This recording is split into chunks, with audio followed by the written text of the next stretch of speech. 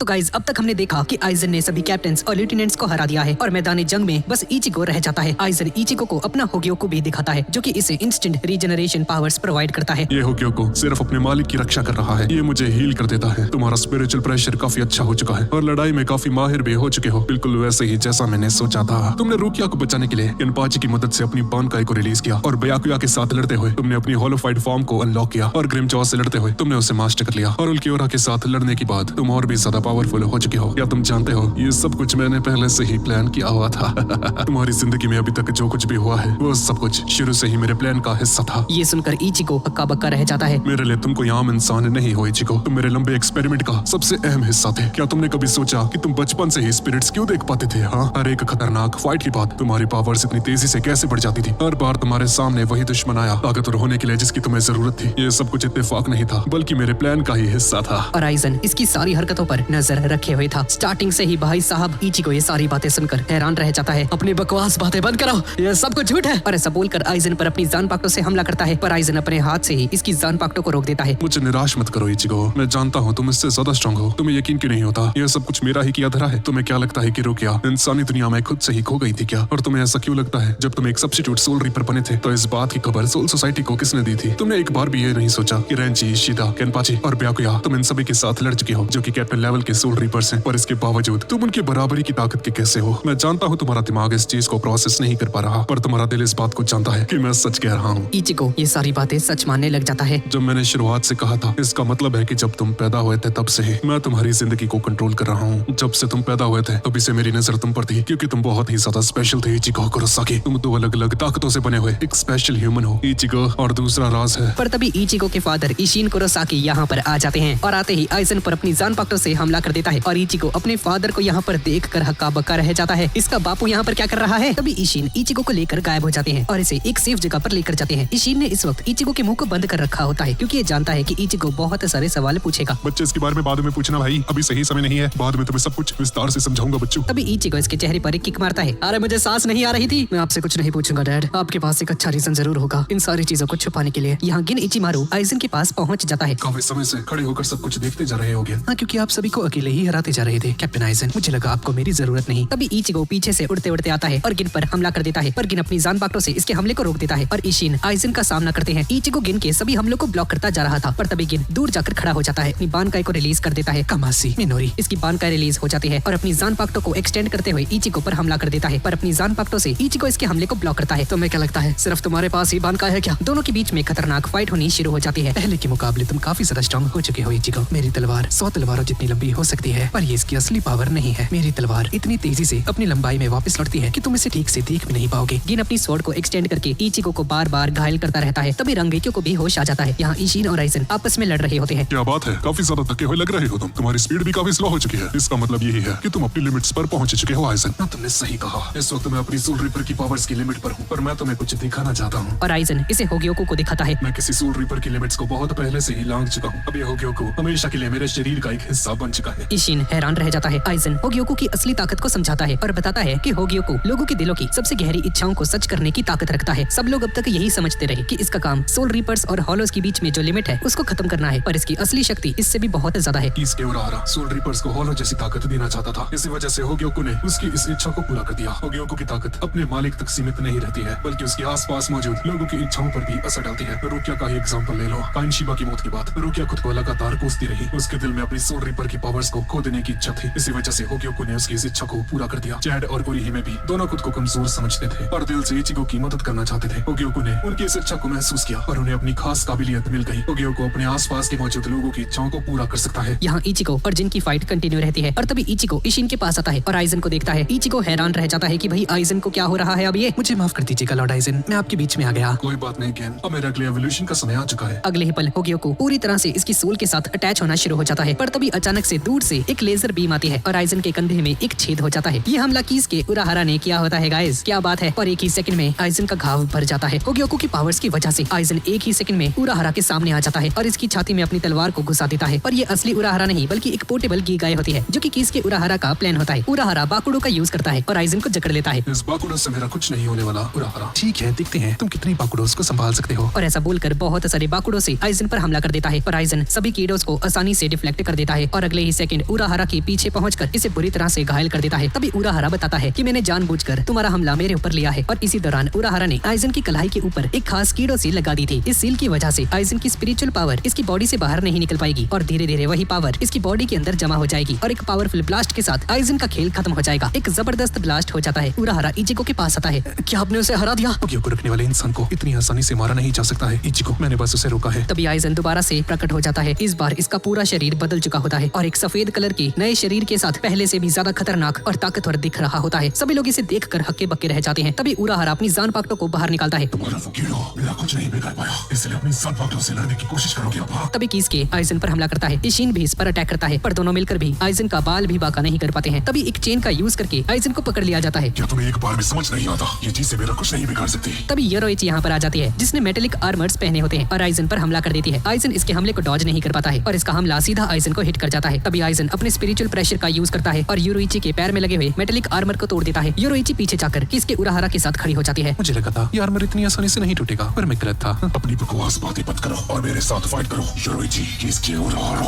और ऐसा बोलकर आइजन योरोइची की तरफ आगे बढ़ जाता है इसे जान से मारने के लिए। मेरे 3 हमलों में तुम्हारा ये सारा आर्मर टूट जाएगा। आइजन योरोइची पर अटैक करता है पर योरोइची इसके हमले से बच जाती है। जैसे ही योरोइची दोबारा से इस पर अटैक करती है आइजन अपने हाथों से इसके हमले को रोक देता है। दूसरी ओर गिन इचिको से कहता है कि मुझे लगता है तुम्हें जिंदा नहीं रहना है। इचिको कुरोसाकी और अपनी जानपाक्टो से इचिको पर हमला करता है। यहाँ पर रांगेक्यो दौड़ते हुए गिन इचिमारू के पास जा रही होती है। गिन ने इचिको पर हमला कर दिया था पर इचिको इस बार ना ही इसके हमले को ब्लॉक कर पाता है और ना ही डॉज कर पाता है। ये हमला सीधा इचिको को हिट कर जाता है और इसका होलो मास्क टूट जाता है। यहाँ पर आइजन के सामने ये तीनों खड़े होते हैं। उराहारा कीडो परफॉर्म करता है। तुम पहले से जानते हो इस हमले का मुझ पर कोई असर नहीं होगा, इसका मतलब है ये तुम्हारी कोई चाल है। और जैसे ही हमला हटता है आइजन देखता है कि योरोइची इसके सामने से आती जा रही है। मैं जानता था। योरोइची कई सारे हमले करती है आइजन पर आइजन अपने हाथ से ही इसके हमले को रोक देता है कि इसके उराहारा पीछे से आता है और आइजन को एक नेट के अंदर कैद कर देता है। तुम्हें क्या लगता है इस हमले से मुझे कुछ होगा? तभी उराहारा इस नेट को ब्लास्ट कर देता है। इशिन भी अपनी जानपाक्टो का यूज करते हुए केत्सुगा तेंशो से आइजन पर हमला करता है। इशिन का हमला आइजन को लग जाता है और इसका चेहरा बुरी तरह से कट जाता है पर टूटे हुए हिस्से के अंदर खून की जगह एक डार्क मैटर जैसी चीज होती है। मैंने तुम्हें मौका दिया और तुमने इसे गवा दिया, अब तुम में से कोई नहीं बचेगा।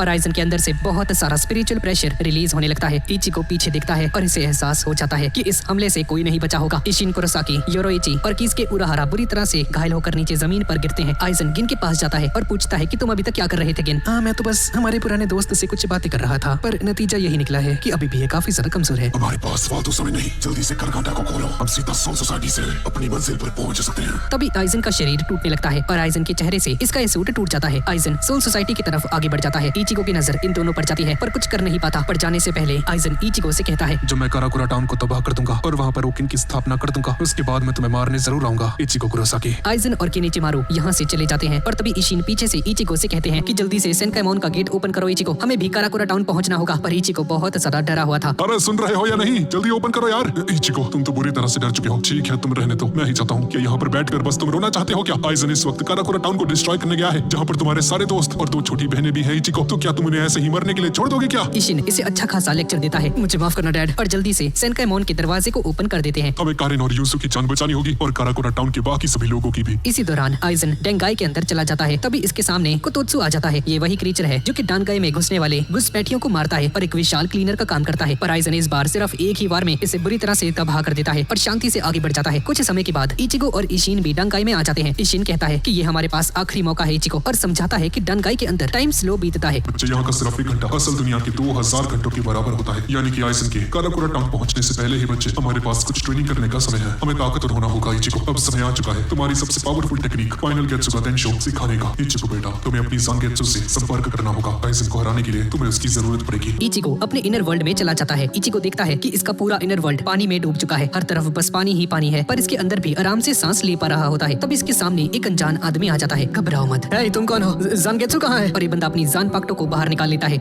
ये तो टेंसा ज़ानगेत्सु है। और इसे समझ आ जाता है कि ये टेंसा ज़ानगेत्सु है। तब ये ज़ानगेत्सु इचिको पर हमला कर देता है। तुम्हारी बानकाई का पूरा नाम क्या है इचिको कुरोसाकी? ज़ानगेत्सु। नहीं, तुम गलत हो। और ऐसा बोलकर इसके साथ लड़ने लगता है। पर इचिको इससे कहता है कि तुम मुझ पर हमला क्यों कर रहे हो? मैं तुमसे लड़ने नहीं आया, मैं तो बस एक सवाल पूछने आया हूँ। तुम मुझसे फाइनल गेत्सुगा तेंशो के बारे में पूछना चाहते हो, है ना? इचिको हैरान रह जाता है और समझ जाता है कि इसके बाहर से भी इसे सुन सकती थी। इशिन भी बताते हैं कि इन्हें भी किसी जमाने में इसी परीक्षा से गुजरना पड़ा था और इचिको भी ज़ानपाक्टो के साथ इसी वजह से लड़ रहा है, क्योंकि इचिको की ज़ानपाक्टो की आत्मा खुद इसे अभी फाइनल गेत्सुगा तेंशो सिखाना नहीं चाहती है। हे प्लीज, मैं तुमसे लड़ने नहीं आया, मुझे बस फाइनल गेत्सुगा तेंशो सिखा दो, मुझे अपने दोस्तों की जान बचानी है। पर टेंसा ज़ानगेत्सु साफ मना कर देता है और बोलता है कि जा कर ले जो करना है, मैं नहीं सिखाता। इचिको बार बार इससे इससे रिक्वेस्ट करता है कि प्लीज मुझे तुम्हारे दोस्तों से कोई मतलब नहीं है, मेरे लिए सबसे जरूरी तुम्हारी खुद की जान है इचिको कुरोसाकी, क्योंकि मैं तुमसे जुड़ा हुआ हूँ। अपने इनर वर्ल्ड को ध्यान से देखो, ये दुनिया जो कभी ऊंची ऊंची इमारतों से भरी हुई थी अब पूरी तरह से पानी में डूब चुकी है। ये सब तुम्हारी वजह से हुआ। अपने दुश्मनों के सामने तुमने बार बार घुटने टेके, तुम हर एक फाइट में हारे हो इचिको, तुम खुद से निराश हो चुके हो, तुम आइजन को भी हरा नहीं पाए, इसी वजह से तुम्हारा इनर वर्ल्ड निराशा से भर चुका है। तभी अचानक से अपनी तलवार को इचिको के पेट में घुसा देता है और तभी इचिको के अंदर से इसकी हॉलोफाइड वास्टेलॉर्ड फॉर्म बाहर आ जाती है। ये वही फॉर्म थी जो कि इसने उल्कीओरा के साथ लड़ते हुए अचीव की थी। इचिको अपनी इस कंप्लीट हॉलोफाइड फॉर्म को देखकर हक्का बक्का रह जाता है तुम इतना हैरान क्यों हो रहे हो इचिको कुरोसाकी? मुझे पहचाना नहीं? और ऐसा बोलकर अपने मास्क को हटाता है और ये कोई और नहीं बल्कि वही हॉलो इचिको होता है। मतलब व्हाइट इचिको भाई वास्टेलॉर्ड बन गया। काफी समय हो चुका है मिले हुए इचिको कुरोसाकी। यहाँ आइजन काराकुरा टाउन पहुंच चुका है। यहाँ पर इसकी मुलाकात एक आम इंसान से होती है। जैसे ही आइजन इसके करीब जाता है इसका स्पिरिचुअल प्रेशर इतना ज्यादा होता है कि इंसान बिना छुए ही राख में बदल जाता है। काराकुरा टाउन में इचिको के दोस्त भी एक एक करके होश में आने लगते हैं और देखते हैं कि पूरे शहर के लोग बेहोश पड़े हैं और सिर्फ कुछ ही लोग होश में होते हैं और ये वही लोग थे जिनकी स्पिरिचुअल पावर आम इंसानों से ज्यादा होती है। तभी इनकी नजर सामने खड़े आइजन पर जाती है। आइजन धीरे धीरे इनकी तरफ आगे बढ़ रहा होता है पर तभी रांगेक्यू इनके सामने आ जाती है। यहाँ इचिको वास्टेलॉर्ड से कहता है कि मैंने तो तुम्हें हराकर खत्म कर दिया था, तुम जिंदा कैसे हो? तुम मुझे कभी नहीं हरा सकते इचिको, क्योंकि मैं ही तुम हो। तुम मुझे बस कुछ समय के लिए रोक सकते हो जब तक तुम जिंदा हो, और जैसे ही तुम मारे जाओगे या मरने की कगार पर खड़े होगे मैं तुरंत ही तुम पर हावी हो जाऊंगा और उसके बाद तो तुम्हें अंदाजा भी नहीं है कि मैं तुम्हारे साथ क्या क्या करूंगा। इचिको इसके लुक को देखकर हैरान रह जाता है क्योंकि इसने पहली बार अपनी वास्टेलॉर्ड फॉर्म को देखा है। तभी ज़ानगेत्सु इचिको से कहता है कि जब तुमने उल्कीओरा को हराया था तो तुम बिल्कुल ऐसे ही दिख रहे थे। इचिको को भरोसा ही नहीं होता है, तुम चाहते हो कि मैं इसे हराऊं? और ज़ानगेत्सु कहता है कि तुम्हें बस इसे नहीं हराना। और तभी ये दोनों आपस में कंबाइन हो जाते हैं और एक कम्प्लीटली न्यू फॉर्म में बदल जाते हैं। और ज़ानगेत्सु इचिको से कहता है कि अब तुम्हें हम दोनों को हराना होगा और ऐसा बोलकर इचिको पर हमला करने के लिए आगे बढ़ जाता है। ये ज़ानगेत्सु हॉलो पता नहीं गाइस क्या है ये बंदा इचिको को बुरी तरह से पीट रहा होता है। मैं तुमसे फाइनल गेत्सु का तेंशो सीख कर ही रहूंगा। तुम अभी उसके लायक नहीं बने हो। अगर तुम मुझे नहीं सिखाते तब भी मैं जबरदस्ती तुमसे सीख कर ही रहूंगा। और दोबारा से लड़ने लगते हैं। ऐसा कभी नहीं होने वाला क्योंकि तुम इस दुनिया से जाने वाले हो। और ऐसा बोलकर अपने कनेक्शन को इचिको से तोड़ने लगता है। इचिको को इस दुनिया से बाहर भेजने लगता है पर इचिको बाहर नहीं जाता है और वापस आ जाता है और बोलता है कि मैं नहीं जाने वाला, मेरे दोस्त मेरा इंतजार कर रहे हैं, मुझे अपने दोस्तों की जान बचानी होगी, मुझे वो सिखा दो। मुझे उनसे कोई फर्क नहीं पड़ता।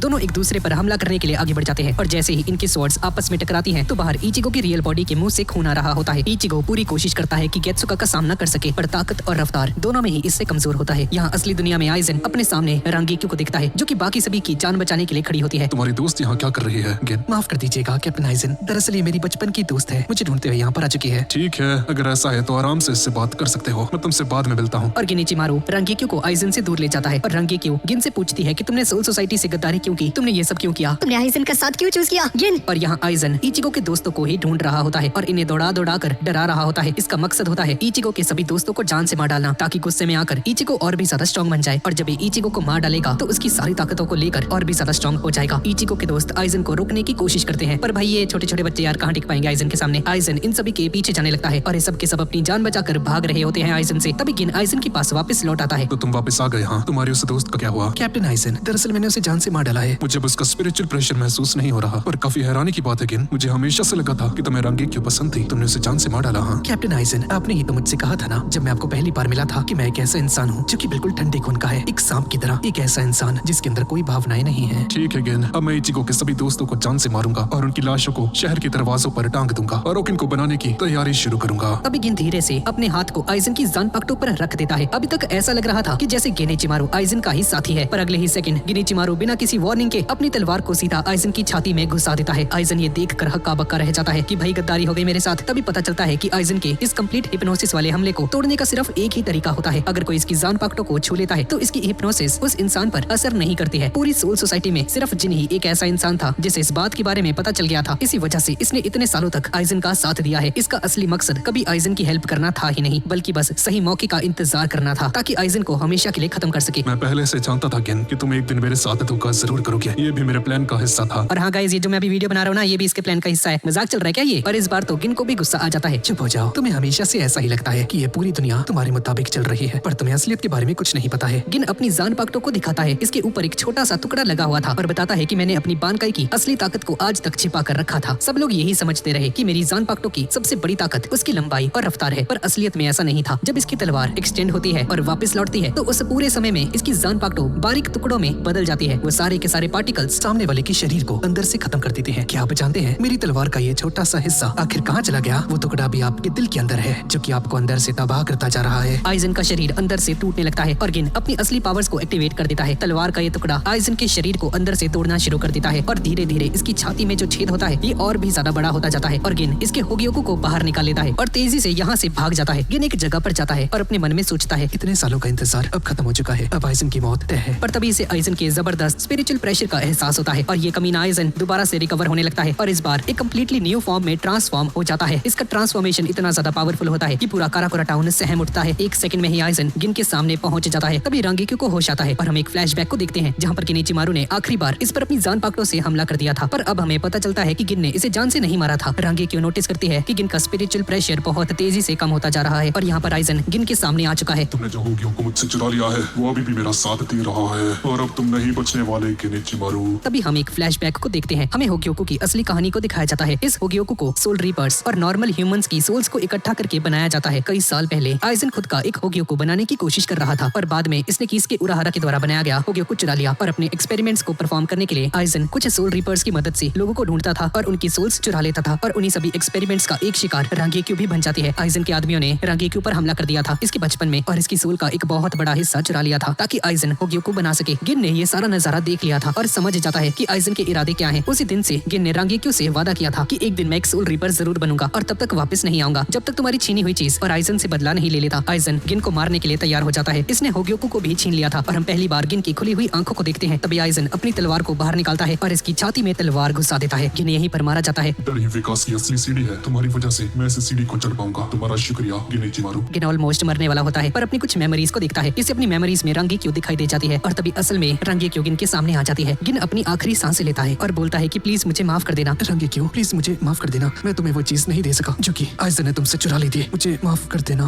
और इसी के साथ किनिचिमारू मारा जाता है। रांगेक्यू इसे मरते हुए देखकर बहुत ज्यादा फूट फूट कर रोने लगती है। तभी लॉर्ड आइजन रांगेक्यू की तरफ आगे बढ़ जाता है लेकिन इससे पहले कि रांगेक्यू को जान से मार पाता इचिगो यहाँ पर आ जाता है और भाई साहब इसके बाल वाल बड़े हो गए भाई, कितना बैडस लग रहा है ये। इचिगो ने अपने पिता को अपने कंधे पर उठा रखा होता है क्योंकि इन्होंने अपने स्पिरिचुअल प्रेशर का बहुत ज्यादा यूज कर लिया था जब ये इचिगो की हेल्प कर रहे थे जंगीत्सु के साथ लड़ने में। पास में तात्सुकी और काइगो भी मौजूद होते हैं और इचिगो को देखकर हक्के बक्के रह जाते हैं कि भाई क्या ये सच में इचिगो ही है क्या, इसके बाल इतने लंबे कैसे हो गए और ये कैसी ड्रेस है। इचिगो इशिन को नीचे जमीन पर रखता है और सभी से कहता है प्लीज सब लोग दूर रहना जब तक मैं इसे खत्म न कर दूं। तात्सुकी इचिगो को देखती है और इसे यकीन ही नहीं होता है कि भाई ये इचिगो है। इसे इचिगो के अंदर से कोई स्पिरिचुअल प्रेशर फील नहीं हो रहा होता है। आइजन भी इचिगो को देखता है। क्या तुम सच में इचिगो कुरोसाकी हो? क्या घटिया सवाल है आइजन, लगता है तुम कमजोर हो चुके हो। मुझे तुम्हारे अंदर से कोई स्पिरिचुअल प्रेशर फील नहीं हो रहा। और तभी हम गिन को देखते हैं जो कि मरा नहीं था। अपनी आंखें खोलता है और इचिगो को देखता है और उसी समय को सोचता है जब ये इचिगो के साथ लड़ रहा था जहाँ पर इसने इचिगो से कहा था कि मैं तुम्हें मारना नहीं चाहता, यहाँ से चले जाओ। पर तभी गिन इचिगो की आंखों में देखता है और बोलता है कि फाइनली अब मैं चैन से मर सकता हूँ, सब कुछ तुम्हारे भरोसे छोड़कर। इचिगो कुरोसाकी ऐसा बोलकर किनिचिमारू अपनी आंखें बंद कर लेता है और हमेशा के लिए मर जाता है। इचिगो आइजन से कहता है कि मैं यहाँ पर नहीं लड़ना चाहता, यहाँ मेरे सभी दोस्त हैं, कहीं और लड़ते हैं। पागलों जैसी बातें कर रहे हो, तुम्हारी हिम्मत कैसे हुई? तुम जानते भी हो तुम बोल क्या रहे? पर तभी इचिगो अचानक से इसके चेहरे से इसे पकड़ लेता है और इसके सर से इसे पकड़कर उड़ाकर लेकर जाता है। आइजन हैरान रह जाता है कि भाई ये क्या हो रहा है। इचिगो इसे नीचे जमीन पर पटक देता है। एक सुनसान सी जगह पर लाकर इचिगो नीचे आता है। इसे खत्म करते हैं आइजन, मुझे अपने दोस्तों की जान बचानी है। अब मुझे समझ आया तुम्हारा स्पिरिचुअल प्रेशर फील क्यों नहीं हो रहा था। तुम्हारा स्पिरिचुअल प्रेशर खत्म नहीं हुआ था, तुमने बस उसका इस्तेमाल करके अपनी फिजिकल स्ट्रेंथ को बढ़ा लिया है और इसके बाद भी तुम मुझे नहीं हरा सकते। तभी आइजन अचानक से इचिगो के पीछे आ जाता है और इस पर अपनी जानपाक्टो से हमला करता है। इचिगो अपनी जानपाक्टो का यूज करता है और इसके हमले को ब्लॉक करता है पर इन दोनों की जानपाक्टो के टकराते ही यहाँ पर एक चट्टान पूरी तरह से टूट जाती है। आइजन इस पर बहुत सारे हमले करता है पर इचिगो इसके सभी हमलों को रोकता जा रहा था। दोनों की फाइट की वजह से पूरी जगह तबाह होने लगती है। तभी आइजन की नजर इसके हाथों पर जाती है और समझ जाता है कि इचिगो की जानपाक्टो इसके हाथ के साथ मर्ज हो चुकी है। पर इससे भी तुम नहीं जीत सकते इचिगो कुरोसाकी। आइजन जैसे ही इस पर हमला करता है इचिगो अपने हाथों से ही इसकी जानपाक्टो को रोक लेता है। आइजन को यकीन ही नहीं होता है, आसपास की जमीन फट जाती है। आइजन को समझ ही नहीं आता भाई सिर्फ हाथ का यूज करके कैसे रोक दिया, ये चाहता तो डॉज भी कर सकता था, कुछ तो गड़बड़ है। आइजन दूर जाता है। क्या हुआ आइजन, डर लग रहा है? डर और मैं, हाँ डर और मेरा 36 का उकड़ा है और तुम इतने खुश मत हो, तुमने अभी इस लड़ाई को जीता नहीं। तभी आइजन आडो नंबर 90 का यूज करता है।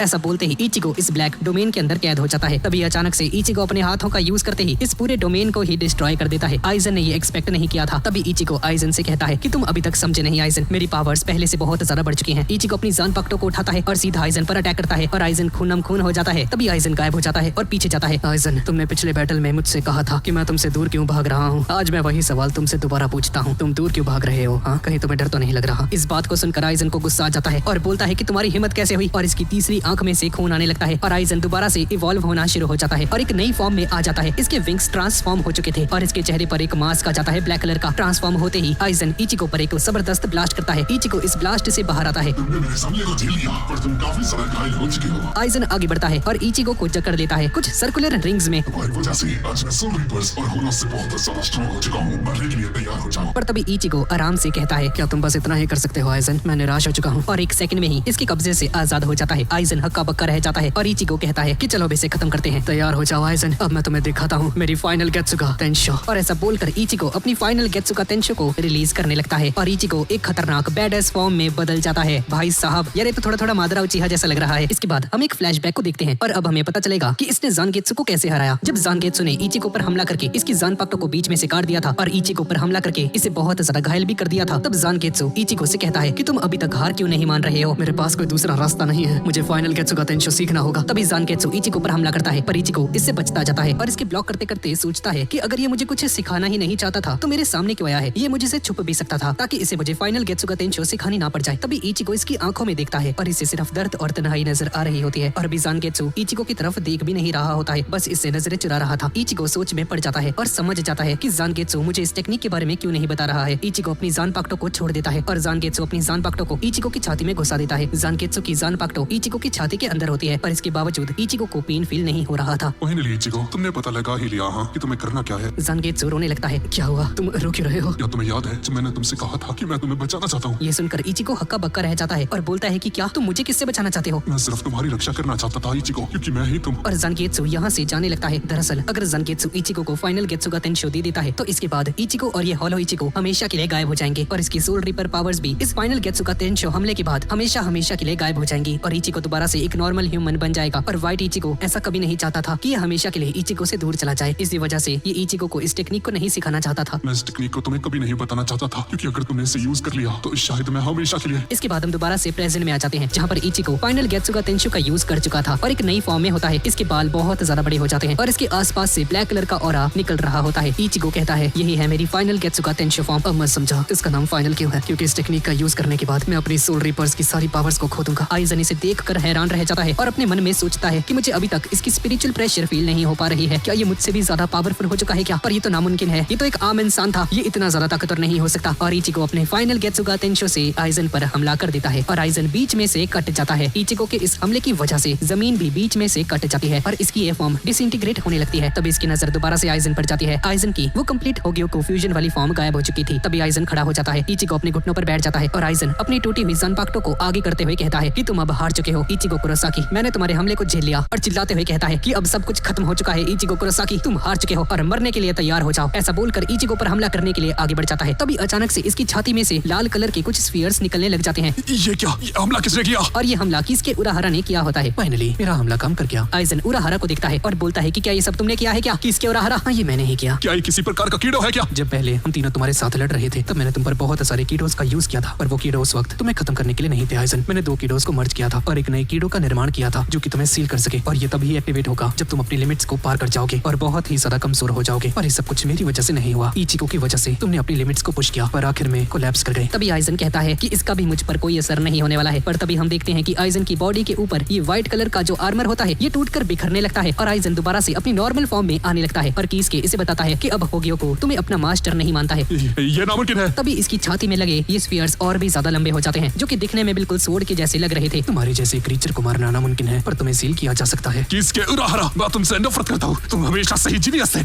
इस कीड़ों की वजह से आइजन सील होने लग जाता है। उराहरा कहता है तुमने भी सोल किंग को जरूर देखा है, सोल किंग की वजह से ही अभी तक सोल सोसाइटी सही सलामत है, वरना काफी समय पहले ही तबाह हो चुकी होती। आइजन इस सीलिंग को तोड़ने लगता है और चिल्लाते हुए कहता है कि मैं अपनी हार कभी भी स्वीकार नहीं कर सकता। मैं नहीं हार सकता। पर तभी एक बहुत बड़ा एक्सप्लोजन हो जाता है और आइजन सोल सोसाइटी का सबसे बड़ा दुश्मन सील हो जाता है। आइजन के सील होते ही काराकोरा टाउन के ऊपर से सारे बादल हटना शुरू हो जाते हैं और काराकोरा टाउन के अंदर मौजूद सभी लोग देखते हैं एक नई सुबह को। इन सभी की जान बच चुकी होती है। योकोमुंडो के अंदर भी उरियो और इशिदा समझ जाते हैं कि इचिगो आइजन को हराने में कामयाब हो चुका है। हाची, शिंची और सभी वाइजर्स को भी इसके बारे में पता चल जाता है। योकोमुंडो के अंदर भी किनपाची, ज़ेराकी और ब्याकुया कुचकी ने मिलकर यामी को हरा दिया होता है। इचिगो उराहरा से पूछता है कि भाई अब आइजन के साथ क्या किया जाएगा। अब आइजन को सेक्टर 46 लेकर जाया जाएगा वापस सोल सोसाइटी में और वहीं पर फैसला किया जाएगा कि अब आइजन के साथ क्या करना है। इचिगो के दोस्त इसके पास आते हैं। इचिगो इन्हें देखकर काफी ज्यादा खुश हो जाता है, लेकिन पूरी फाइट की थकान एक साथ इस पर हावी हो जाती है और इचिगो सबके सामने बेहोश होकर नीचे जमीन पर गिर जाता है। इसके बाद हम सेंट्रल 46 में देखते हैं जहाँ 5वीं डिवीजन के फॉर्मर कैप्टन सोस्के आइजन को इसकी गद्दारी और सभी अपराधों की सजा सुनाते हैं। सेंट्रल 46 कहता है कि आइजन को सेंट्रल अंडरग्राउंड प्रिजन की 8वीं मंजिल में 18,800 सालों तक कैद करके रखा जाएगा। पर आइजन अभी भी इनका मजाक उड़ाता है और बोलता है कि तुम मुझे कभी काबू नहीं कर पाओगे, मैं वापस आ जाऊंगा। इसकी इस बात को सुनकर सेंट्रल 46 इसकी सजा और भी ज्यादा बढ़ा देता है। अब तुम्हें 20,000 सालों की सजा होगी। यहाँ कैप्टन उनाहाना और इनकी मेडिकल स्क्वाड सभी घायलों का इलाज कर रही होती है। इतनी बड़ी फाइट के बाद भी सोल सोसाइटी को ज्यादा नुकसान नहीं हुआ था। कैप्टन में सबसे बड़ा नुकसान सिर्फ गिन इचिमारू की मौत होती है। लड़ाई खत्म होने के पूरे 10 दिनों के बाद इचिको को होश आता है और इसकी बॉडी के सारे घाव भर चुके होते हैं। और रुकिया बताती है कि धीरे धीरे इसकी सारी पावर्स खत्म होती जाएंगी और आखिर में इचिको हमेशा के लिए अपनी सोल रीपर पावर्स को खो देगा और वापस एक आम इंसान बन जाएगा। 17 महीनों के बाद इचिको अपनी सारी सोल रीपर पावर्स को खो देता है और अभी इचिको स्पिरिट्स को भी नहीं देख पाता है। और यहाँ इसकी बहन कैरिन की स्पिरिचुअल अवेयरनेस पहले से भी ज्यादा बढ़ चुकी होती है। पावर्स खोने के बाद इचिको ने अपनी जिंदगी को नॉर्मल तरीके से जीना शुरू कर दिया था। इतने महीनों में इसके सब्स्टिट्यूट शिनिगामी बैच ने एक बार भी कोई भी अलर्ट या कोई रिएक्शन नहीं दिया था। पर उरियो और ओरिहिमे के पास अभी तक इनकी पावर्स मौजूद होती हैं। दोनों अक्सर स्कूल छोड़कर ऑलोस को हराने चले जाते हैं, जबकि इचिको बस इन्हें जाते हुए ही देख पाता है। इसी बीच 2.5 हफ्तों से भी ज्यादा समय तक स्कूल नहीं आया होता है और किसी को मालूम नहीं होता है कि हमारे चैट भैया कहाँ चले गए हैं। एक दिन इचिको देखता है कि एक चोर किसी का बैग चुराकर भाग रहा होता है। इचिको बिना देर किए इस चोर का पीछा करता है और इसके चेहरे पर एक मुक्का मारकर इसे नीचे गिरा देता है और बैग इसके असली मालिक को वापस दे देता है। इसी दौरान ये भी दिखाया जाता है कि ओरिहिमे पहले से काफी ज्यादा बदल चुकी है और पहले से ज्यादा मैच्योर दिखने लग चुकी है। हाँ, लग तो रही है। वैसे गाइस, खाली समय में इचिको एक शॉप के अंदर पार्ट टाइम काम करने लगता है, जहाँ इसे लोगों के छोटे मोटे काम करने पड़ते हैं। जरूरत पड़ने पर इसे पेस्ट कंट्रोल का काम भी करना पड़ता है। अबे यार, ये क्या हो गया? आसमान से गिरे खजूर में अटके। अबे ये कैसी जॉब्स है भाई? सोल रीपर था मैं। तभी अचानक वही आदमी शॉप में आ जाता है जिसका बैग इचिको ने चोर से वापस दिलवाया था इसे। ये बंदा इचिको से एक काम करने के लिए कहता है, तुम्हें इशिन कुरोसाकी नाम के इस आदमी की जासूसी करनी है। ये सुनकर इचिको को गुस्सा आ जाता है और बोलता है कि साले तू है कौन? इस फोटो में जो आदमी है वो मेरे पिता है, तुम हो कौन? हाँ, मैं जानता हूँ ये तुम्हारे पिता हैं। और क्या तुम्हें अपने पिता के अतीत के बारे में कुछ मालूम है? तुम्हें उराहारा की शॉप पर नजर रखनी चाहिए और देखना चाहिए कि वहाँ पर छिप छिप कर कौन से मिलने आता है। यहाँ उराहारा की शॉप के अंदर भी उराहारा कैरिन से मिलता है। उराहारा इससे इचिको के बारे में पूछता है और कैरिन बताती है कि इचिको अपनी स्पिरिचुअल पावर्स को पूरी तरह से खो चुका है और उसकी फिजिकल स्ट्रेंथ अब भी पहले जैसी ही है और बोलती है कि मुझे अपनी स्पिरिचुअल पावर्स को बढ़ाना है ताकि जरूरत पड़ने पर इस बार इचिको की रक्षा कर सके। तभी इचिको यहाँ पर आ जाता है और अपनी बहन कारिन को उराहारा की शॉप से बाहर जाते हुए देखता है। तब ये बंदा दोबारा से इसके पीछे आ जाता है। ये बंदा इचिको के दिमाग में इस बात को बिठाने की कोशिश करता है कि पावर्स खोने के बाद अब सब लोग इसे यूजलेस समझने लगे हैं और जब इसे इनकी जरूरत होगी तो कोई इसका साथ नहीं देगा और इसे छोड़ दिया जाएगा। तुम हो कौन? ये बंदा अपना नाम कुको गिंजो बताता है और अपना एक बिजनेस कार्ड देता है इचिको को और बोलता है कि अगर कभी हेल्प की जरूरत हो तो मुझे कॉल कर देना। और यहाँ पर उरियो घर लौटते हुए एक आदमी को देखता है जो कि बिजली के तारों पर चल रहा होता है। उरियो हैरान हो जाता है और इसका पीछा करता है, पर ये आदमी बहुत ही तेजी से उछल उछल कर हवा में चलते हुए आगे बढ़ता जाता है और तभी अचानक से पीछे मुड़कर उरियो पर एक जबरदस्त हमला कर देता है और इस हमले का शिकार हो जाता है। और यहाँ पर इचिको के दोस्त एक लोहे के बड़े से पिलर के नीचे दबकर मरने ही वाले होते हैं कि तभी ये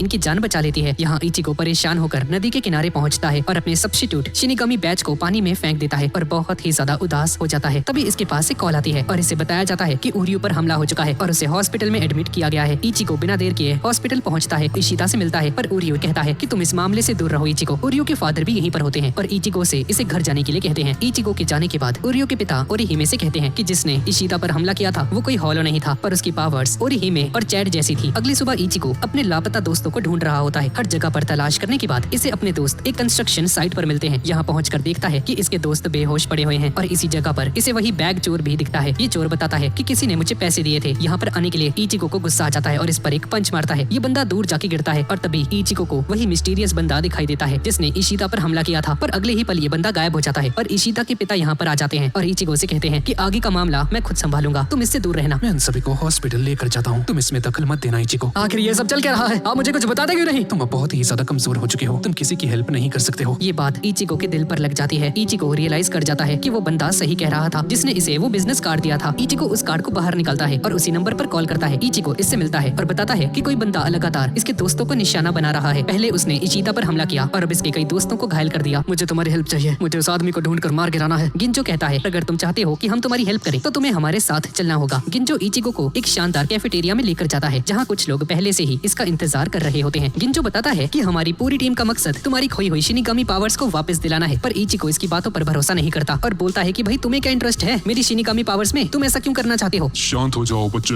मुझ पर भरोसा करो, मैं तुम्हें सब कुछ समझा दूंगा। गिंजो बताता है कि ये लोग आम इंसान नहीं है। एक ऑरेंज जूस के गिलास में से पूरे जूस को बिना हाथ लगाए ही पीने लगता है। हमारी इस ताकत को फुल ब्रिंग कहा जाता है और समझाता है कि सोल सिर्फ जिंदा लोगों के अंदर ही नहीं होती है बल्कि इस दुनिया की हर चीज के अंदर मौजूद होती है। फुल ब्रिंकर्स उन सोल्स को कंट्रोल करके किसी भी चीज की खासियत बदल बदल सकते हैं। और गिंजो बताता है कि अपनी ताकत का यूज करके किसी भी चीज को वेपन्स में भी बदल सकते हैं और अपने नेकलेस को देखते ही देखते एक बड़ी सी तलवार में बदल देता है। तभी दरवाजा खुलता है और इनके ग्रुप की एक और सदस्य अंदर आती है और इसके साथ चैड भी होता है। चैड को यहाँ पर देखकर इचिको हैरान रह जाता है। गिंजो इसे हॉलोस के बारे में समझाना शुरू करता है और बताता है कि हॉलोस की छाती में जो छेद होता है एक निशानी होता है कि उसके अंदर दिल नहीं है और अंदर से खाली हो चुका है। और गिंजो इचिको से पूछता है कि हॉलोस की छाती में छेद होने के बाद इनका दिल जाता कहाँ पर है और बताता है कि वही दिल बाद में हॉलो का मास्क बन जाता है। पर फुलब्रिंगर की माँ पर उसके पैदा होने से पहले एक हॉलो ने हमला किया था। उस हमले की वजह से हॉलो की थोड़ी सी ताकत माँ के शरीर में रह गई, जो कि बाद में उसके बच्चे तक पहुँच गई। इसी वजह से हम फुलब्रिंगर्स की पावर्स हॉलोस की पावर्स से मिलती जुलती है और हमें अपनी ये ताकत बिल्कुल पसंद नहीं है। हमारी पूरी टीम का असली मकसद हमेशा के लिए इन पावर्स से छुटकारा पाना है। इसलिए हमने सभी फुलब्रिंगर्स को एक जगह पर इकट्ठा किया है ताकि इन्हें एक ऐसा इंसान मिल सके जो कि हमारी सारी ताकतें खुद अपने अंदर ले ले। और हमें लगता है कि वो इंसान तुम हो सकते हो। इचिको कुरोसाकी, तुम्हारे अंदर शिनिगामी और हॉलोस दोनों की पावर्स मौजूद हैं। इसलिए अगर तुम्हारी शिनिगामी पावर्स वापस आ जाती हैं तो हम अपनी फुलब्रिंग पावर्स भी तुम्हें दे सकेंगे और हमेशा के लिए अपनी इन ताकतों से आजाद हो सकेंगे। ये सुनकर इचिको पूछता है कि तुम्हें भाई इतना भरोसा कैसे है? ये तरीका सच में काम कर जाएगा? तुम पहले इंसान नहीं हो जिसके अंदर एक सोल रिपर और एक हॉलो की ताकतें एक साथ मौजूद हैं। तुमसे पहले भी ऐसे लोग आ चुके हैं जिन्होंने हमारी टीम के कुछ सदस्यों की पावर्स को अपने अंदर ले लिया था। दूसरी तरफ ये वही बंदा होता है जिसने उरियो इशिदा पर हमला किया था। ये बंदा एक इंसानी सोल को पकड़कर उसे हॉलो में बदल देता है। अगले दिन चैड इचिको से मिलने आता है और बताता है कि हम दोनों हमेशा से साथ लड़ते आए हैं इचिको, इसलिए तुम्हें अपनी पावर्स को खोते हुए देखना मेरे लिए भी बहुत ज्यादा मुश्किल था इचिको। मुझे पूरा यकीन है तुम अपनी पावर्स को दोबारा हासिल करना चाहते हो इचिको। इसी वजह से मैंने फुलब्रिंगर्स का साथ देना डिसाइड किया है। तुम्हारा शुक्रिया चैड। इचिको चैड से ज्यादा बात नहीं करता है और घर की तरफ चला जाता है। तभी रास्ते में इसके सामने वही आदमी आ जाता है जिसने इशिदा पर हमला किया था। इचिको इसे रोकने की कोशिश करता है पर ये बंदा एक ही पल में गायब हो जाता है। इचिको इसका पीछा करता है। पीछा करते हुए अचानक से इचिको की मुलाकात अपनी बहन यूजू से हो जाती है। तभी ऊपर से एक क्रीचर आता है और यूजू को उठाकर ले जाता है। एक हॉलो भी इन पर लगातार हमला करना शुरू कर देता है पर अब इचिको स्पिरिट्स को देख ही नहीं सकता था। इसी वजह से ठीक से लड़ नहीं पाता और बुरी तरह से पिट जाता है। तभी आखिरी समय पर गिंजो यहाँ पर पहुंच जाता है और यूजू की जान बचा लेता है। गिंजो अपनी नेकलेस को एक तलवार में बदल देता है और अपने एक ही वार में इस हॉलो को 2 टुकड़ों में काट देता है। इचिको इसका शुक्रिया अदा करता है और वापस इनके बेस पर जाता है और बोलता है कि मैं अपनी पावर्स को वापस पाने के लिए तैयार हूँ। गिंजो इसे वही सब्स्टिट्यूट सोल रीपर बैच वापस दे देता है जिसे इचिको ने नदी में फेंक दिया था और इसी के बाद से इसकी ट्रेनिंग का पहला स्टेज शुरू हो जाता है। इसकी जिम्मेदारी रिरुका को दी जाती है। इसकी फुल ब्रिंग एबिलिटी का नाम डॉल हाउस होता है। इसे जो भी चीज अच्छी लगती है उसे छोटा करके अपने डॉल हाउस के अंदर भेज सकती है। इचिको को भी डॉल हाउस के अंदर भेज देती है और यहीं से इसकी ट्रेनिंग का पहला फेज शुरू हो जाता है। तभी इचिको देखता है कि इसके सामने एक बहुत बड़ा टेडी बियर है। भाई इचिको का पहला टास्क इस टेडी बियर को हराना होता है पर अभी इचिको इतना सारा कमजोर हो चुका है कि लड़ने की जगह बस भाग रहा होता है। ये टेडी बियर असल में एक इंसान होता है जिसे इस लड़की रिरुका ने पकड़कर जबरदस्ती एक टेडी बियर के अंदर बंद कर दिया था। रिरुका इसे धमकाती है, अगर तुमने 15 मिनट में इचिको को नहीं मारा तो मैं तुम्हें हमेशा के लिए एक राक्षस में बदल दूंगी। पर जैसे ही 15 मिनट पूरे हो जाते हैं टेडी बियर पहले से 2 गुना विशाल और ज्यादा खूंखार बन जाता है। ये सारे रूल्स गिरुको नाम के इस बंदे ने बनाए होते हैं। 30 मिनट पूरे होने के बाद डॉल हाउस के अंदर मौजूद कोई भी चीज बाहर नहीं निकल सकती है और अब इचिको के पास बस 2 ही रास्ते बचे होते हैं, या तो टेडी बियर को हराकर बाहर निकल जाए जिसके लिए इसके पास 15 मिनट है, या फिर पूरे 30 मिनट पूरे होने के बाद हमेशा के लिए उस डॉल हाउस में फंस कर रह जाएगा। तभी चैड यहाँ पर आता है इचिको की हेल्प करने के लिए और चैड बताता है कि अपने सब्स्टिट्यूट सोल रीपर बैच का यूज करो। इचिको के मन में इसे अपने पुराने दिन याद आने लगते हैं जब एक सोल रीपर हुआ करता था और तभी इचिको अपनी नई पावर्स को एक्टिवेट कर देता है। इसके सब्स्टिट्यूट सोल रीपर बैच के हर तरफ एनर्जी की एक रिंग बन जाती है पर इसे अभी भी समझ में नहीं आता कि इसका यूज कैसे करना है। इचिको इसे एक सोर्ड की तरह यूज करने का ट्राई करता है। टेडी के चेहरे पर सीधा वार करता है और टेडी बियर के अंदर बंद इंसान दोबारा अपने असली रूप में आ जाता है और इचिको इसे हराकर डॉल हाउस से बाहर आ जाता है। पहले ही दिन इचिको की फुल ब्रिंगर को जागते हुए देखकर सभी लोग हैरान रह जाते हैं, लेकिन गिंजो कहता है कि ये तो बस अभी शुरुआत है और समझाता है कि तुम्हारा ये फुल ब्रिंगर अभी पूरी तरह से डेवलप नहीं हुआ है। तुम्हारे बैच के आसपास बनी हुई एनर्जी सिर्फ इसकी इनिशियल फॉर्म है। इसकी असली ताकत तक पहुंचने के लिए इचिको को बहुत ज्यादा ट्रेनिंग करनी होगी। दूसरी ओर ओरिहिमे घर वापस लौट रही होती है। तभी एक आदमी इसके सामने आ जाता है और बोलता है कि मुझे तुम्हें घायल करने के आदेश मिले हैं। ये वही बंदा होता है जिसने पहले उरियो इशिदा पर हमला किया था। इसका नाम सुकिशिमा होता है और अगले ही सेकंड ओरिहिमे पर हमला कर देता है। ओरिहिमे की स्पिरिचुअल प्रेशर महसूस होते ही इचिको और चैड जल्दी से इसके घर की तरफ दौड़ पड़ते हैं और यहाँ पर पहुंचकर देखते हैं कि ओरिहिमे को कोई चोट नहीं लगी है और बार बार कहती है कि मुझ पर तलवार से हमला हुआ था पर इसकी बॉडी पर एक भी घाव नहीं होता है। ओरिहिमे कहती है कि मैं बिल्कुल ठीक हूँ पर फिर भी इचिको इसकी बात पर भरोसा नहीं करता है और जल्दी से गिंजो के पास जाता है। इसे पूरा यकीन होता है कि ओरिहिमे पर भी उसी आदमी ने हमला किया है जिसने इशिदा पर हमला किया था। गिंजो बताता है कि उस आदमी का नाम सुकिशिमा है और पहले हमारी टीम का ही एक मेंबर हुआ करता था और उसकी एबिलिटी का नाम बुक ऑफ द एंड है और पहले हमारी टीम का लीडर भी हुआ करता था और किसी शिनिगामी को पावर्स को ट्रांसफर करने का आइडिया भी उसी ने दिया था। और जैसे ही उन्हें एक सब्स्टिट्यूट सोल रीपर मिल गया और सभी ने अपनी पावर्स को सोल रीपर को दे दिया, सुकिशिमा पागल हो गया और इस प्लान में शामिल सभी लोगों को मार गिराया। गिंजो इचिको को एक पुराना सब्स्टिट्यूट सोल रीपर बैच दिखाता है। ये बैच उसी शिनिगामी का था जिसे सुकिशिमा ने मार दिया था। गिंजो इचिको को वार्न करता है कि सुकिशिमा जानबूझकर इसके दोस्तों को निशाना बना रहा है। घर लौटने पर इचिको देखता है कि इसके पिता किसुके के उराहारा के साथ धीरे धीरे कुछ बात कर रहे होते हैं। ये देखकर इचिको सोच में पड़ जाता है कि किसके इतने धीरे धीरे बात क्यों कर रहा है और चोरी छिपे मिलने का क्या मतलब है भाई, कहीं कुछ गड़बड़ तो नहीं है ना। और यहाँ चैड ओरिहिमे से पूछता है कि भाई हुआ क्या था जब तुम पर हमला हुआ था। ओरिहिमे से सब कुछ बताती है और कहती है कि उस हमले के बाद से मुझे कुछ अजीब सा फील हो रहा है और इसे लगता है कि सुकीशिमा कोई स्ट्रेंजर नहीं है बल्कि इसके करीब का ही कोई बंदा है। और इसी वक्त पता चलता है कि सुकीशिमा अब साडो या इचिको में से किसी एक पर हमला करने का प्लान बना रहा है। इचिको अपनी ट्रेनिंग को पहले से भी ज्यादा अच्छे से करता रहता है। इस बारे से एक बड़े से बर्ड केज के अंदर भेजा जाता है। अंदर जाते ही देखता है कि पिछला टेडी बियर अब भी इसका इंतजार कर रहा है और अब इसके साथ एक बहुत बड़ा बर्ड भी मौजूद है। इस ट्रेनिंग का मकसद इन दोनों को एक साथ हराने का है। ट्रेनिंग शुरू हो जाती है। दोनों क्रीचर्स मिलकर इचिको पर हमला करने लगते हैं और 15 मिनट तक ये फाइट चलने के बाद दोनों की एबिलिटीज एक्टिवेट हो जाती हैं। ये बर्ड इतना ज्यादा विशाल हो जाता है, आसानी से इचिको के हर एक हमले को रोक देता है। इचिको को एक नई स्ट्रेटेजी सोचनी पड़ जाती है और फैसला करता है कि अपनी सारी स्पिरिचुअल एनर्जी को अपने सोल रीपर बैच में इकट्ठा करेगा और इसका इरादा गेत्सुका तेंशो जैसा एक बहुत बड़ा एनर्जी ब्लास्ट छोड़ने का होता है। इसकी ये स्ट्रेटेजी काम कर जाती है। इचिको एक जबरदस्त हमला करता है जो कि एक ही बार में दोनों को हरा देता है। जीतने के बाद इचिको गिंजो से कहता है कि मैं ट्रेनिंग के अगले स्टेज के लिए तैयार हूँ। इसके बाद रेरुका एक मिस्टीरियस सा बॉक्स बाहर निकालते हैं और इचिको को इसके अंदर भेज देती है। बॉक्स के अंदर पहुंचते ही इचिको के सामने जैकी आ जाती है। जैकी अपनी फुल अबरिंग एबिलिटी का यूज करके पानी पर काबू कर सकती है और अगले ही पल पूरी रफ्तार से इचिको पर हमला कर देती है। इचिको कहता है कि मैंने कभी नहीं सोचा था कि इस फुल ब्रिंग पावर से इतना खतरनाक सूट भी बन सकता है। जैकी मुस्कुराकर कहती है कि ये तो बस शुरुआत है, तुमने मेरी असली पावर तो भी देखी ही नहीं है। और जैकी सिर्फ अपने पैरों का यूज करके इचिको के हर एक हमले को रोकना शुरू कर देती है और इसके सूट ने इसकी फिजिकल स्ट्रेंथ को बहुत ज्यादा बढ़ा दिया होता है। इचिको लगातार हमला करता है। लगातार अपने बैच पर भरोसा करने की वजह से इचिको के अंदर की पावर धीरे धीरे बेकाबू होनी शुरू हो जाती है। ये डार्क एनर्जी इसकी पूरी बॉडी को ढक लेती है। इचिको चाहकर भी इस पावर को कंट्रोल नहीं कर पाता है और बाहर चैड गिंजो से मिलने आता है। मुझे आपसे कुछ पूछना है। मुझे लगता है कि ओरिहिमे की यादें धीरे धीरे बदलती जा रही हैं। इसके पीछे जरूर सुकीशिमा की एबिलिटीज का हाथ है। गिंजो बोलता है कि हमें पहले उरियो से मिलना चाहिए। अगर उसकी मेमोरीज में कोई चेंज नहीं आता है तो हो सकता है कि ओरिहिमे पर हमला सुकीशिमा ने नहीं बल्कि किसी और ने किया हो। और इससे पहले कि कुछ और बोल भी पाते अचानक से दरवाजा कट जाता है और सुकीशिमा यहाँ पर आ जाता है। रेरुका का ट्रेनिंग बॉक्स भी बीच में से कट जाता है। जैकी इस बॉक्स के अंदर से बाहर निकलती है बुरी तरह घायल हालत में, पर इचिको इस ट्रेनिंग को जीत जाता है और बाहर आ जाता है और इसकी पूरी बॉडी एक रहस्यमयी सी ब्लैक एनर्जी में घिर चुकी होती है। अपनी फुल ब्रिंग पर थोड़ा सा काबू करते ही इचिको सुकीशिमा पर हमला कर देता है। चैड भी लड़ाई में शामिल हो जाता है और इतने जबरदस्त हमले करता है कि पूरा कमरा ही टूट जाता है और ये लोग बाहर आ जाते हैं। इचिको सुकीशिमा को एक सेकंड का भी मौका नहीं देता है और लगातार इस पर हमले करता जाता है। इचिको की ताकत पहले से बहुत ज्यादा बढ़ जाती है और ये ताकत पूरी तरह से बेकाबू हो चुकी होती है और सुकीशिमा अपनी फुल ब्रिंग एबिलिटी का यूज करके इचिको के हर एक हमले से आसानी से बचता जाता है। अपनी स्पीड को बढ़ा लेता है और इसके हमले से छू भी नहीं पाते हैं। इचिको भी अर्थ सोल नाम की इस टेक्निक का यूज करना सीख जाता है और सुकीशिमा पर हमला करने में कामयाब हो जाता है। इचिको हवा में भी अपनी फुल ब्रिंग वॉल को बनाना सीख जाता है, पर इतनी ज्यादा प्रोग्रेस होने के बावजूद भी दोनों की पावर्स में बहुत ज्यादा बड़ा फर्क होता है। इचिको की पावर्स भी धीरे धीरे कम होनी शुरू हो जाती हैं और जैसे ही इचिको आउट ऑफ कंट्रोल होने लगता है अपनी पावर्स से सुकीशिमा इस पर हमला कर देता है और जैसे ही एक आखिरी हमला करके इसे मारने वाला होता है तभी गिंजो यहाँ पर आ जाता है। इचिको को पीछे धकेल देता है और गिंजो और सुकीशिमा एक दूसरे के साथ लड़ना शुरू कर देते हैं। दोनों की पावर्स एक जैसी ही नजर आ रही होती हैं। गिंजो अपनी सारी स्पिरिचुअल एनर्जी को अपनी तलवार में इकट्ठा करता है और इतनी ताकत से हमला करता है कि आसपास की सभी बिल्डिंग्स 2 हिस्सों में कट जाती हैं। पर सुकीशिमा इस भयानक हमले से भी बच जाता है और गिंजो पर हमला करता है। इचिको दोबारा से लड़ाई में कूद पड़ता है। जैसे जैसे फाइट आगे बढ़ती है इचिको की पावर्स बढ़ती जाती हैं, यहाँ तक कि इसके हमले से सुकीशिमा के हाथ भी जल जाते हैं। तभी अचानक से इचिको एक काले पदार्थ के अंदर खींच जाता है और तभी एक नया फुल ब्रिंगर यूकियो यहाँ पर आ जाता है। इसकी एबिलिटी इलेक्ट्रॉनिक गेम्स और डिजिटल वर्ल्ड से जुड़ी होती है। सुकीशिमा इसे रोकने की कोशिश करता है पर गिंजो और चैड बीच में आ जाते हैं और यूकियो का साथ देते हैं। जब सभी लोग मिलकर इस पर हमला करने वाले होते हैं तो समझ जाता है कि अब ये नहीं बच पाएगा, इसलिए यहाँ से बचकर भाग जाता है। लड़ाई खत्म होने के बाद डिसाइड करते हैं कि अब ये किसी दूसरी जगह पर रहेंगे क्योंकि इनका पहला हाइड आउट तबाह हो चुका है। ये सभी लोग जिस दूसरे हाइड आउट पर आ रखे होते हैं ये यूकियो का होता है। यूकियो पूरी टीम का सबसे अमीर सदस्य होता है और इनका सारा खर्चा यही उठाता है। गिंजो बताता है कि अब ये साफ हो चुका है कि सुकीशिमा का असली निशाना इचिको ही है और गिंजो यूकियो को इसकी गेमिंग एबिलिटीज का यूज करने के लिए कहता है। इसका यूज करके ये इचिको को एक डिजिटल गेम वर्ल्ड में भेज सकता है जहाँ सुकीशिमा इन तक नहीं पहुँच पाएगा और इचिको वहाँ पर अपनी ट्रेनिंग भी कर पाएगा। मैंने जैकी को ऑलरेडी हरा दिया है, अब मेरी अगली ट्रेनिंग किसके साथ होगी? तुम्हारा अगला मैच मेरे साथ होगा, इचिको कुरोसाकी। दोनों यूकियो के डिजिटल गेम वर्ल्ड के अंदर चले जाते हैं। हर एक चीज पर यूकियो का पूरा काबू होता है इस दुनिया में। इस गेम के अंदर का पूरा वर्ल्ड रियल वर्ल्ड के जैसा दिखने लग जाता है। यूकियो नियम बताता है और इन फाइटर्स को 6 लाइफ पॉइंट्स देता है और जैसे ही किसी के भी लाइफ पॉइंट्स 0 हो जाएंगे वो बंदा उसी वक्त हार जाएगा। फाइट शुरू हो जाती है। गिंजो एक ही वार में इचिको की तलवार को बीच में से काट देता है और साफ पता चल रहा होता है कि गिंजो इचिको से अभी बहुत ज्यादा स्ट्रॉन्ग है। दूसरी ओर साडो ओरिहिमे को अपने साथ लेकर आता है। ओरिहिमे भी इस दुनिया में पहुंच जाती है ताकि इचिको को हील कर सके। इसी दौरान किस के उराहारा की शॉप के अंदर एक सीक्रेट मीटिंग चल रही होती है। यहाँ इशिन और रुकिया भी मौजूद होते हैं और सब लोग इचिको के बारे में ही बात कर रहे होते हैं। चैड बाहर अकेला खड़ा होता है कि तभी सुकीशिमा पीछे से आकर इस पर हमला करता है। चैड के कंधे पर भी बिल्कुल वैसा ही वार कर देता है जैसा इसने ओरिहिमे पर किया था। इसकी मेमोरीज भी बदलने लगती हैं बिल्कुल ओरिहिमे की तरह। यहाँ ट्रेनिंग के दौरान गिंजो इम्पेशेंट हो जाता है और ओरिहिमे से कहता है कि भाई से जल्दी हिल कर, मुझे लड़ना है इससे। प्लीज मुझे थोड़ा और समय चाहिए। मैं इंतजार नहीं कर सकता और सीधा इचिको पर हमला कर देता है। इचिको को बचाने के लिए ओरिहिमे को अपनी डिफेंसिव शील्ड का यूज करना पड़ता है। ओरिहिमे का बैरियर इसके हमले को रोक देता है और उसी ताकत को पलटकर इसी पर वापस भेज देती है। ओरिहिमे इचिको को पूरी तरह से हील कर देती है और इचिको दोबारा से लड़ने के लिए तैयार हो जाता है। इस बार इचिको अपनी फाइट करने के तरीके को बदल देता है, पर इसे अभी तक अपनी पावर्स पर पूरा काबू नहीं मिला होता है। गिंजो इचिको को अंधा कर देता है, इसकी आंखों पर तलवार चला के ओरिहिमे घबरा जाती है। यूकियो अपनी गेम एबिलिटी का यूज करके ओरिहिमे को एक डिजिटल प्रिजन के अंदर कैद कर देता है। अब इचिको अंधा हो चुका है और इसे अपने सामने आने वाला कोई भी हमला नहीं दिख रहा होता है। गिंजो मौका देखकर अपनी तलवार इसके कंधे पर गड़ा देता है। गिंजो इचिको से कहता है कि मैं तुम्हें धोखा दे रहा हूँ और इसके दोस्तों को मारने की धमकी देता है। ये सुनकर इचिको को बहुत ज्यादा गुस्सा आ जाता है। गिंजो दिखाई देने लगता है और इचिको की बॉडी के अंदर से एक violent burst of energy release हो जाती है और गिंजो पर एक जोरदार हमला करने में कामयाब हो जाता है। गिंजो इसकी तारीफ करता है। मैंने जानबूझकर तुम्हें वो सारी चीजें कही थी ताकि तुम्हारी फुल ब्रिंग एबिलिटी को बाहर लेकर आया जा सके। तुमने अपनी फुल ब्रिंग पावर को जगा लिया है। अब अगला कदम है इस पर पूरी तरह से काबू पाना। गिंजो इससे बहुत ज्यादा ट्रेनिंग करवाता है ताकि इचिको अपनी फुल ब्रिंग पावर्स को मास्टर कर सके। गिंजो बताता है कि अब इचिको रिएत्सु को महसूस करना शुरू कर चुका है और जल्दी ही इसकी शिनिगामी पावर्स भी वापस आ जाएंगी। चैड और ओरिहिमे स्कूल जाते हैं और ओरिहिमे चैड को बताती है, पता नहीं ये कैसे हो रहा है, मैं तो उससे कभी मिली भी नहीं हूँ। और चैड भी बताता है कि मुझे भी ऐसा ही कुछ महसूस हो रहा है। इन्हें लगता है कि ये लोग सुकीशिमा के दोस्त हैं, पर ऐसा कभी पहले हुआ ही नहीं है। गिंजो रिरुका को ओरिहिमे, चैड और इसके दोस्तों पर नजर रखने के लिए कहता है ताकि सुकीशिमा इन पर हमला न कर दे। तभी सुकीशिमा अचानक से रिरुका के पीछे आ जाता है। सुकीशिमा इससे बचकर भागने की कोशिश करते हैं, पर ये बंदा बहुत ही ज्यादा तेज होता है और अपनी तलवार को इसकी छाती में घुसा देता है, जिसके बाद सुकीशिमा ओरिहिमे और चैड के सामने आ जाता है। दोनों जल्दी से अपनी ताकतों का यूज करके इस पर मिलकर हमला करते हैं। ओरिहिमे इसके कंधे पर वार करती है और इसे बुरी तरह से घायल भी कर देती है। पर जैसे जैसे फाइट शुरू होती है, चैड को समझ ही नहीं आता कि इसे ऐसा क्यों लग रहा है कि सुकीशिमा इसका कोई करीबी दोस्त रह चुका है पहले और ये गलत कर रहा है। इस पर हमला करके ओरिहिमे की मेमोरीज भी बदलने लगती हैं और इसके भाई की मेमोरीज की जगह सुकीशिमा की मेमोरीज आने लगती हैं। ये बंदा इसके भाई को रिप्लेस कर देता है इसकी मेमोरीज के अंदर और चैड की मेमोरीज के अंदर इचिको की जगह सुकीशिमा आ जाता है। इन ऑल्टर्ड मेमोरीज का असर इन दोनों पर इतना ज्यादा हो जाता है कि दोनों पागल होना शुरू हो जाते हैं। दोनों इस सदमे को बर्दाश्त नहीं कर पाते और बेहोश होकर नीचे जमीन पर गिर जाते हैं। इसी बीच उरियो को भी हॉस्पिटल से छुट्टी मिल जाती है और बाहर आते ही चैड और ओरिहिमे को ढूंढना शुरू कर देता है। इशिदा क्लासमेट्स के पास जाता है ओरिहिमे और चैड के बारे में पूछने के लिए, पर इसे इन सभी के अंदर से एक अजीब सा स्पिरिचुअल प्रेशर फील होता है। अब इशिदा इचिको के घर जाता है, पर इचिको यहाँ पर नहीं होता है। कारिन इसे इचिको की जॉब का एड्रेस दे देती है क्योंकि इसे लगता है कि वो भी जॉब पर होगा, पर असल में वो भी ट्रेनिंग कर रहा है। इस नोट के अंदर से भी जो भी कारिन ने इसे दिया था, इसके अंदर सुकीशिमा की स्पिरिचुअल एनर्जी फील होती है। और इशिदा के जाते ही सुकीशिमा इचिको के घर आ जाता है। यहाँ इचिको अब भी अपनी ट्रेनिंग में लगा होता है और बाहर की दुनिया में क्या चल रहा है इसे कुछ भी मालूम नहीं होता है। लगातार ट्रेनिंग करने के बाद आखिरकार इचिको को इसका पूरा फुल ब्रिंग सूट मिल जाता है और अब इसका रूप पहले जैसा एक सोल रिपर के जैसा दिखने लग जाता है, हालांकि थोड़ा सा मॉडिफाइड है। और इचिको बाकी के फुल ब्रिंगर्स की ताकत को अपने अंदर खींचने की क्षमता हासिल कर लेता है और इनकी टीम का शुरू से यही मकसद था। अब गिंजो इचिको को घर भेज देता है क्योंकि लगातार 3 दिनों से ट्रेन कर रहा था। अगले दिन हम लोग हमारी सारी ताकतें तुम्हारे अंदर देना शुरू करेंगे इचिको, और तुम सभी लोग हम अपनी ताकतों से आजाद हो जाएंगे। लेकिन तभी सभी लोग कहते हैं कि अब हम लोग सुकीशिमा के साथ हैं। ये सुनकर गिंजो हैरान रह जाता है और इसे पता चलता है कि सुकीशिमा ने इन सब की मेमोरीज को बदल दिया है और जब ये इचिको के साथ ट्रेन कर रहा था उस समय बाहर सुकीशिमा ने इन सभी की मेमोरीज को भी बदल दिया है और अब ये सभी लोग इसी के खिलाफ हो चुके हैं। यहाँ इचिको अपने घर जाता है। अरे भैया आप घर आ गई, अरे जल्दी आइए, हमारे कजिन भैया घर आ चुके हैं पूरे 10 सालों के बाद। जैसे ही इचिको घर के अंदर जाता है तो देखता है कि सुकीशिमा घर के अंदर बैठा हुआ है। सुकीशिमा ने कारिन की मेमोरीज को बदल दिया है और अब यूजू को लग रहा होता है कि सुकीशिमा इचिको के ताऊ का लड़का है। इचिको समझ जाता है कि इसने सभी की मेमोरीज को बदल दिया है। कारिन, यूजू, तात्सुकी, केको और मिजुहिरो भी यहाँ पर आ जाते हैं और इन सभी की मेमोरीज को भी इस बंदे ने बदल दिया होता है और यही स्पिरिचुअल प्रेशर इशिदा को फील हो रहा था। इन सभी में से ये सब के सब सुकीशिमा का बर्थडे मनाने यहाँ पर आए होते हैं। सुकीशिमा सभी का मजाक उड़ाते हुए इचिको से कहता है कि चैड और ओरिहिमे को भी पार्टी के अंदर बुलाया जाए। ये सुनकर इचिको को गुस्सा आ जाता है और एक जोरदार पंच मारता है। ये देखकर सभी लोग इचिको को ही डांटने लगते हैं और बोलते हैं कि क्या तुम पागल हो चुके हो क्या? ये तो बचपन से हमारा दोस्त रहा है और तुम्हारे ताऊ का लड़का है। तो इस पर हमला क्यों कर रहे हो इचिको? अभी उससे माफी मांगो। इचिको इस सिचुएशन को हैंडल नहीं कर पाता है और डर कर घर से भाग जाता है। रास्ते में भागते हुए इचिको की मुलाकात इसकी बॉस इकुमी से होती है। इकुमी समझ जाती है कि इचिको मुसीबत में है और इसे अपने घर ले जाती है। इसे चाय वगैरह देती है। यार कितनी सुंदर है यार। कुछ समय के बाद जब इचिको थोड़ा शांत होता है तभी इकुमी इचिको से कहती है, इचिको तुमसे मिलने तुम्हारा एक दोस्त आया है। और दरवाजा खुलते ही सुकीशिमा यहाँ पर आ जाता है। इचिको हक्का बक्का रह जाता है और डर कर दोबारा से इसके घर से भाग जाता है। इस बार रास्ते में इसकी मुलाकात गिंजो से होती है। गिंजो बताता है कि सब के सब लोग सुकीशिमा की एबिलिटीज का शिकार हो चुके हैं।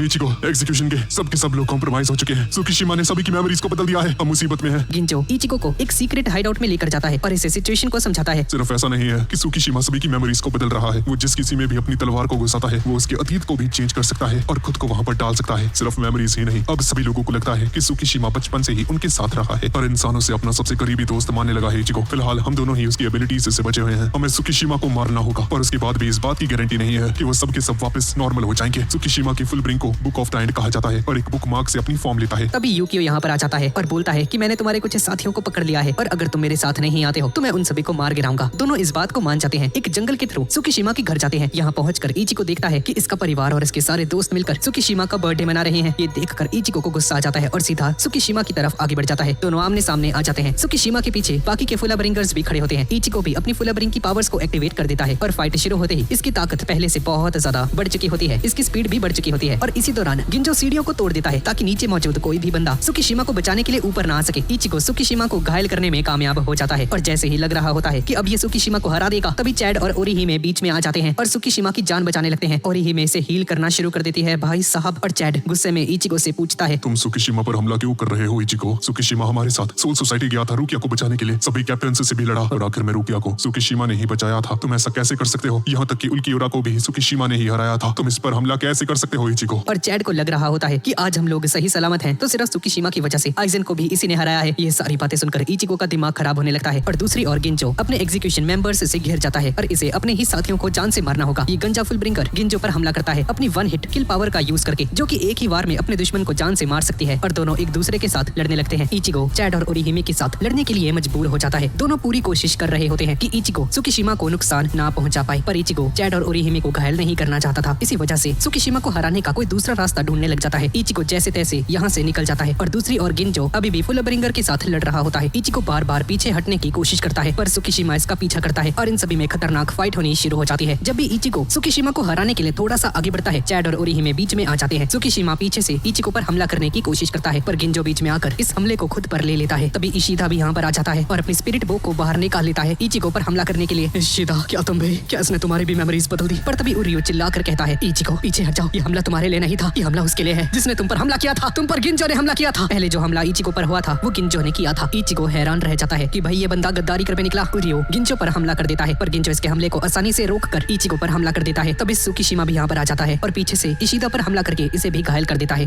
मुझे लगता है गिंजो भी सुकीशिमा की मेमोरीज की वजह से पागल हो चुका है। गिंजो ऐसा नहीं कर सकता, वो मुझे धोखा नहीं दे सकता। पर गिंजो बताता है कि शुरू से ही सुकीशिमा और ये दोनों एक ही टीम में थे। ये सब कुछ हमारा ही किया धरा था इचिको। हमारा मकसद था तुम्हारी फुल ब्रिंग पावर को इतना ज्यादा बढ़ा देना कि बाद में वो सारी ताकत तुमसे छीन ली जाए। ये पूरी ट्रेनिंग बस इचिको को ताकतवर बनाने के लिए थी ताकि बाद में इसकी पावर को चुराया जा सके। गिंजो इचिको की सारी फुल ब्रिंग पावर्स को अपने अंदर खींच लेता है। तुम्हारी सारी ताकत अब मेरी हो चुकी है इचिको। इचिको बेबस होकर रोने लगता है और अपने अंदर की दुनिया में चेनों से बंधा हुआ इस दुनिया के बॉटम में जाकर गिर जाता है। जो ताकत इचिको को इतनी मुश्किल से वापस मिली थी ये भी इससे अब छीन ली गई है और दोबारा वही पहुंच चुका था जहां से इसने शुरू किया था। पर इचिको हार नहीं मानता है। इचिको असली दुनिया में वापस आता है, खड़ा होता है और गिंजो से कहता है, मेरी ताकत मुझे वापस करो गिंजो। और तभी एक तलवार इसके सीने के आर पार हो जाती है। ये काम उराहारा और इशिन का होता है। इचिको को लगता है कि उराहारा और इसके पिता भी सुकीशिमा की पावर्स की वजह से पागल हो चुके हैं और बस यही देखना बाकी रह गया था। पर तभी इचिको देखता है कि इस तलवार को रुकिया ने घुसाया होता है ताकि इसकी सोल रीपर पावर्स को दोबारा इचिको को दे सके। इस तलवार को उराहारा ने खास इसी काम के लिए बनाया था ताकि इचिको की सोई हुई सोल रीपर पावर्स दोबारा से जाग सके। भाई साहब मजा आ गया भाई। और इचिको दोबारा से एक सोल रीपर बन जाता है। तुम्हारा शुक्रिया रुकिया, तुम पहले से काफी ज्यादा स्ट्रॉन्ग और मैच्योर हो चुके हो इचिको। आखिरी बार जब मैंने तुम्हें देखा था, साले सपने में देखा था तुझे। और ऐसा बोलकर इस पर एक जोरदार लात मार देती है। तभी गिंजो कहता है कि ये नामुमकिन है, मैंने इचिको की सारी स्पिरिट एनर्जी को छीन लिया था। पर रुकिया बताती है कि तुमने बस ऊपर ऊपर से ही सारी ताकत को छीना था और गिंजो इचिको की असली स्पिरिट एनर्जी को टच भी नहीं कर सकता है। सिर्फ तुम्हारी पावर इचिको की सोल रीपर पावर्स को अवेकन नहीं कर सकती, ये इम्पॉसिबल है। पर रुकिया ने ये काम अकेले नहीं किया होता है। आसमान में एक बहुत बड़ा पोर्टल खुल जाता है जिसके अंदर से रेंजी, ब्याकुया, हित्सुगाया, इकाकू, किनपाची, जेराकी बाहर आ जाते हैं और इन सभी ने अपनी स्पिरिचुअल पावर का थोड़ा सा हिस्सा उस तलवार में डाल दिया था ताकि इचिको को इसकी सोल रीपर पावर्स वापस मिल सके। इन पावर्स के मिलते ही और कैप्टन की स्पिरिचुअल एनर्जी मिलने की वजह से इचिको पहले जैसा ताकतवर हो जाता है और बिना टाइम वेस्ट किए गिंजो पर हमला करता है और अपनी पूरी पावर को इकट्ठा करके एक जबरदस्त गेत्सुका तेंशु छोड़ देता है। इसका हमला पूरी बिल्डिंग को 2 हिस्सों में काट देता है और गिंजो समझ जाता है कि अब इचिको बहुत ज्यादा स्ट्रॉन्ग हो चुका है और इसका सामना नहीं कर पाएगा। इसी वजह से यहाँ से भागने की कोशिश करता है पर इचिको इसे यहाँ से भागने का मौका तक नहीं देता है और जल्दी से इसके पास पहुंचकर इसके साथ दोबारा से लड़ने लगता है। और तभी पता चलता है कि सिर्फ उन 5 कैप्टन्स ने ही नहीं बल्कि और भी कई सारे सोल रीपर्स ने उस सोर्ड के अंदर अपनी स्पिरिचुअल पावर दी थी। उराहारा ही उस खास तलवार को सोल सोसाइटी में लेकर गया था कैप्टन यामामोटो के पास और इन सभी से हेल्प मांगी थी इन सभी की स्पिरिचुअल एनर्जी को इकट्ठा करने के लिए। लेकिन किसी इंसान को अपनी ताकतें देना सोल सोसाइटी के रूल्स के खिलाफ होता है। पर इचिको ने आइजन को हराया था और इनकी बहुत सारी हेल्प की थी। इसी वजह से इस नियम को तोड़ दिया गया और सभी ने अपनी पावर्स को इचिको को दे ही दिया। तो गाइज यही थी आज की वीडियो। तो गाइज अगला पार्ट बहुत ही जबरदस्त होने वाला है और इसके अगले पार्ट के लिए कमेंट टारगेट रखते हैं 6000 कमेंट्स। और गाइज प्लीज कमेंट्स कर दिया करो यार ढेर सारे। अगला पार्ट जल्दी आ जाएगा। तो ठीक है गाइज और मिलते हैं अगली वीडियो में।